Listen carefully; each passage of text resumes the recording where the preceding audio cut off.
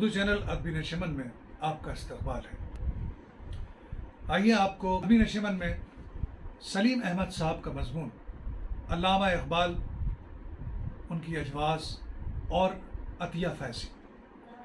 اس مضمون میں علامہ اقبال کا وہ پہلو ہے کہ جس کے بارے میں شاید بہت کم لوگ جانتے ہیں۔ تو آئیے بنا دیر کیے سلیم احمد صاحب کا یہ مضمون علامہ اقبال، ان کی اجواز اور عطیہ فیضی آپ کے سامنے پیش خدمت ہے۔ علامہ اقبال کا پورا نام محمد اقبال ہے۔ ان کے آبا و اجداد کشمیری برہمن تھے۔ ایک بزرگ سے عقیدت کی بنا پر 18ویں صدی کے آخر میں مشرف با اسلام ہوئے اور کشمیر سے سیال کوٹ ہجرت کر گئے۔ اقبال کے اجداد سپرو برہمن تھے۔ سپرو برہمنوں کا وہ طبقہ یا خاندان تھا جس نے سب سے پہلے اسلامی فلسفہ علوم کی طرف توجہ کی، اور یہی وجہ ہے کہ اپنے آبا و اجداد کے سپرو برہمن ہونے پر وہ فخر بھی محسوس کرتے تھے۔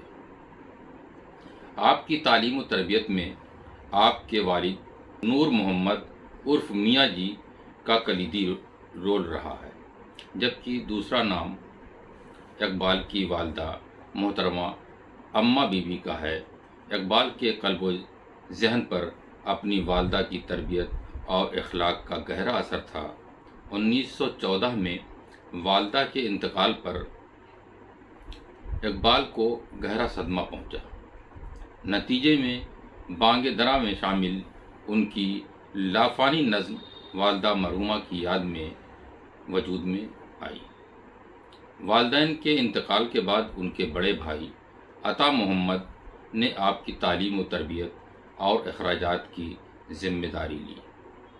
بے حد اسلوبی کے ساتھ ذمہ داریوں کو ادا کیا انہوں نے، اور اعلیٰ تعلیم کے لیے انہیں انگلینڈ بھیجا۔ علامہ اقبال بھی اپنے بڑے بھائی سے بے حد محبت اور عقیدت رکھتے تھے۔ بھائی سے والہانہ محبت کا اظہار انہوں نے اپنی والدہ پر لکھی نظم میں بھی کیا ہے۔ علامہ اقبال کی شادی کا ایک خوبصورت پہلو یہ بھی ہے کہ جس دن اقبال کے انٹرمیڈیٹ کا نتیجہ آیا اسی دن آپ کی شادی بھی ہوئی، یعنی 4 مئی 1893 عیسوی۔ یہ علامہ اقبال کی پہلی شادی تھی۔ اس وقت ان کی عمر محض 16 سال تھی۔ اقبال کی یہ شادی خان بہادر ڈاکٹر عطا محمد خان کی صاحبزادی کریم بی سے ہوئی، جو گجرات کے رئیس کشمیری خانوادے سے تعلق رکھتی تھیں اور عمر میں اقبال سے 3 سال بڑی تھی۔ کریم بی سے ایک بیٹی اور ایک بیٹا تولد ہوئے۔ بیٹی تو فوت کر گئی، مگر بیٹا آفتاب نے زندگی پائی اور بیرسٹر تک کی پڑھائی کی۔ علامہ اقبال اس شادی سے کبھی خوش نہیں رہے۔ اس کی ایک وجہ تو یہ بھی تھی کہ وہ والد کے کہنے پر اور والد کے دباؤ پر اس شادی کے لیے تیار ہوئے تھے۔ بہرحال زوجین کے تعلقات میں روز بروز کشیدگی بڑھتی گئی۔ حالات یہاں تک پہنچ گئے کہ اقبال بیوی کے تمام اخراجات برداشت کرنے کو تیار تو تھے، مگر کریم بی کو ساتھ رکھنے پر ہرگز تیار نہ تھے۔ آپسی اختلافات اور کشیدگی سے پریشان ہو کر علامہ اقبال نے دوسری شادی کرنے کا فیصلہ کیا۔ لہذا لاہور کے وکٹوریہ گرلز کالج میں زیر تعلیم سردار بیگم سے رشتہ طے ہو گیا۔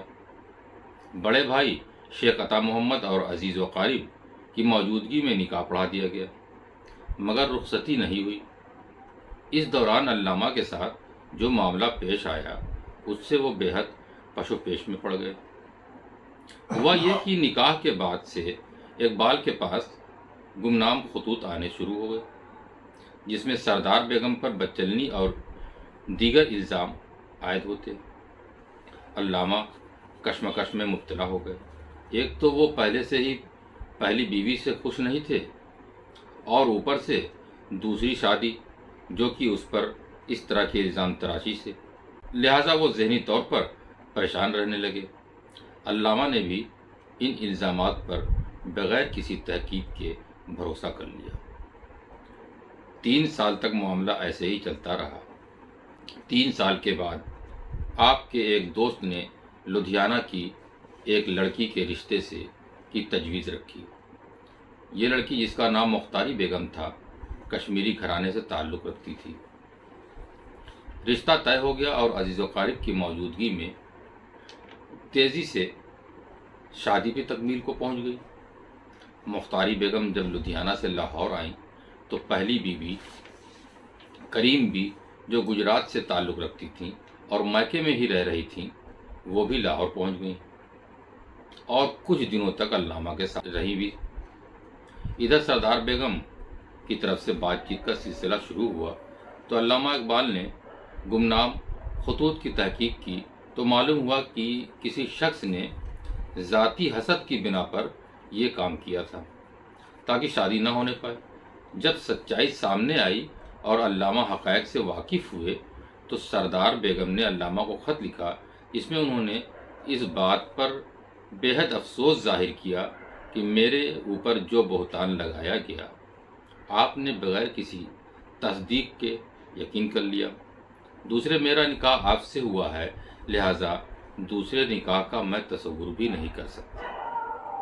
میں جس حالت میں ہوں پوری زندگی گزار دوں گی اور وہاں روز قیامت آپ کے دامن گیر بھی ہوں گی۔ سردار بیگم کے اس جذباتی خط کا علامہ اقبال پر ایسا اثر پڑا کہ انہوں نے دوبارہ نکاح کے ساتھ ان سے شادی کر لی۔ علامہ اقبال اپنی تیسری بیوی سردار بیگم سے بے حد خوش تھے۔ ان کی ازدواجی زندگی خوشگوار بن گئی۔ سردار بیگم نے انہیں ذہنی سکون بھی حاصل کیا اور 1924 میں سردار بیگم سے ایک بیٹا، جس کا نام جاوید اقبال رکھا گیا، تولد ہوئے، جبکہ مختار بیگم زچگی کی حالت میں 21 اکتوبر 1924 کو انتقال کر گئیں۔ دسمبر 1929 میں سردار بیگم نے ایک بیٹی منیرہ بیگم کو جنم دیا۔ منیرہ کی پیدائش کے بعد سے سردار بیگم مسلسل بیمار رہنے لگی اور بیٹی کی پیدائش کے 5 سال بعد ان کا انتقال ہو گیا۔ کریم بھی، جو کہ اقبال کی پہلی بیوی تھی، سب سے لمبی زندگی پائی۔ 1947 میں ان کا انتقال ہوا۔ علامہ اقبال نے جب اعلیٰ تعلیم کے لیے یورپ کا سفر کیا تو مشرقی گھٹن سے مغرب کی آزاد فضاؤں میں داخل ہوئے اور اسی آزاد فضا میں علامہ اقبال کی ملاقات 1907 میں عطیہ فیضی سے ہوتی ہے۔ عطیہ فیضی ممبئی کے ایک متمول خانوادے سے تعلق رکھتی تھیں اور ایک روشن خیال خاتون تھیں۔ عطیہ تقریباً 15 برس کے عمر میں اعلیٰ تعلیم کے لیے اسکالرشپ پر انگلستان چلی گئیں، جہاں فلسفہ اور لٹریچر کی تعلیم حاصل کر رہی تھیں۔ یہ وہ زمانہ تھا جب مسلم گھرانوں کی لڑکیوں میں تعلیم کا بہت کم رواج تھا۔ بہرحال اقبال اور عطیہ کی اپریل 1907 میں مس بیگ کے گھر پر ایک دعوت کے دوران پہلی ملاقات کا موقع حاصل ہوا۔ اس کے کچھ دن بعد لندن کے ایک ریستوراں میں علامہ اقبال نے عطیہ کو ڈنر پر مدعو کیا اور اب باری تھی عطیہ کی، لہذا عطیہ نے بھی اقبال کو چائے کی دعوت دے ڈالی اور پھر دونوں لوگوں کی ملاقاتوں اور خط و کتابت کا سلسلہ چل پڑا۔ عطیہ فیضی نے اپنے ایک انگریزی مضمون میں اس بات کو ظاہر کیا کہ اقبال نے مس بیگ کے ذریعے ان سے ملاقات کی کامیاب کوشش کی تھی۔ اس طرح علامہ اور عطیہ کے درمیان ملاقاتوں اور روابط بے تکلفی میں بدل گئے۔ علامہ اقبال پہلی ملاقات میں ہی عطیہ کی ذہانت، بے باکی اور روشن خیالی کے قائل ہو گئے تھے۔ شاید یہی وجہ ہوگی کہ اقبال نے اپنا تحقیقی مقالہ پورا پڑھ کر عطیہ کو سنایا اور جگہ جگہ عطیہ فیضی کے دیے ہوئے مشورے کو الگ سے ایک کاغذ پر نوٹ کرتے گئے۔